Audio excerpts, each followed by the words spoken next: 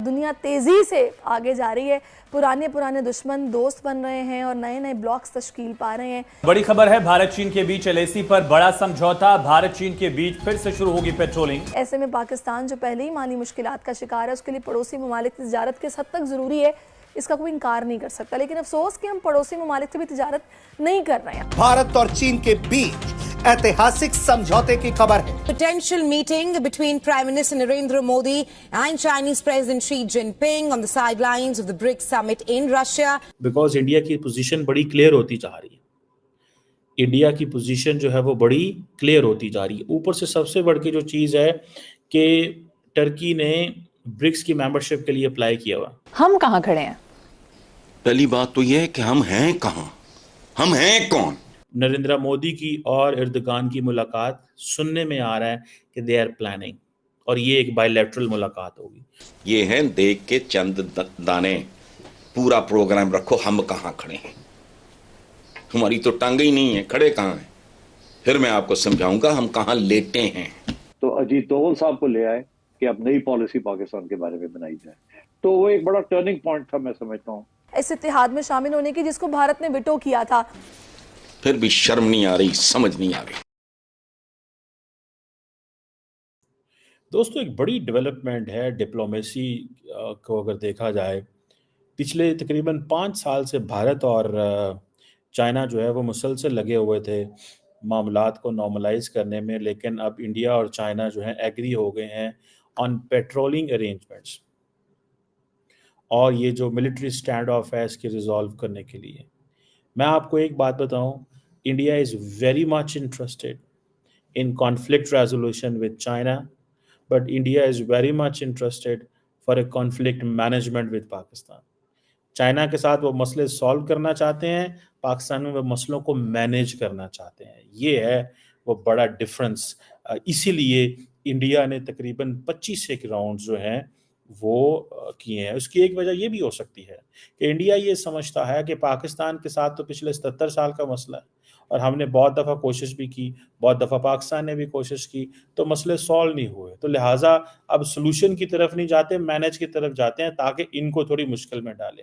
जबकि चाइना के साथ वो समझते हैं कि इतना बड़ा प्लेयर है कि इसको it's too big to be ignored, और उसको इग्नोर भी नहीं किया जा सकता, और अगर ये चीज़ सामने आ गई है तो इसको फटाफट ठीक किया जाए, लेकिन इतना को ठीक किया जाए कि इंडिया की जो रेलिवेंस है वेस्टर्न वर्ल्ड तक रहे। क्योंकि ये भी एक तासुर है कि इंडिया चाहता है कि जो वेस्टर्न वर्ल्ड पर्टिकुलरली अमेरिकन आज उसको सपोर्ट कर रहे हैं, वो इसीलिए सपोर्ट कर रहे हैं बिकॉज इसका चाइना के साथ मसले हैं। और वो इसको रिसेंटली जो न्यूयॉर्क टाइम्स ने एक स्टोरी छापी थी कि और थ्रू सैटेलाइट्स उन्होंने बताया था कि चाइना ने कितने गांव एलएसी के ऊपर बना लिए हैं। तो ये सारी चीज़ें मौजूद हैं। बहरहाल इंडिया के जो फॉरेन सेक्रेटरी हैं विक्रम मिश्री साहब, उन्होंने आज मीडिया से ये बात की कि जो military stand of the line of actual control के ऊपर उसमें पेट्रोलिंग अरेंजमेंट्स के हवाले से फैसला हो गया। गवर्नमेंट ने ये फैसला कर लिया, और ये जो पेट्रोलिंग अरेंजमेंट्स हैं ये जो एलएसी है उससे बियॉन्ड तक जाते हैं, जहाँ पे उन एरियाज़ में जहाँ पे ऑलरेडी मिलिट्री जो है वो डिसएंगेजमेंट कर सके हैं। सो ये आप समझ लें, वो जो इलाके हैं ना डेम चौक एंड डेप्सांग के, वहाँ तक ये मिलिट्री पेट्रोलिंग हो गई। सो ये एक बड़ी डेवलपमेंट है, and doctor Jaishankar calls it as a अपनी सक्सेस कहते हैं उसको। वो कि ये सारा कुछ इंडिया के एमईए ने नहीं किया, ये इसमें इंडिया की मिलिट्री डिप्लोमेसी है, लेकिन जयशंकर कहते हैं कि दिस इज द रिजल्ट और the product of the patience diplomacy.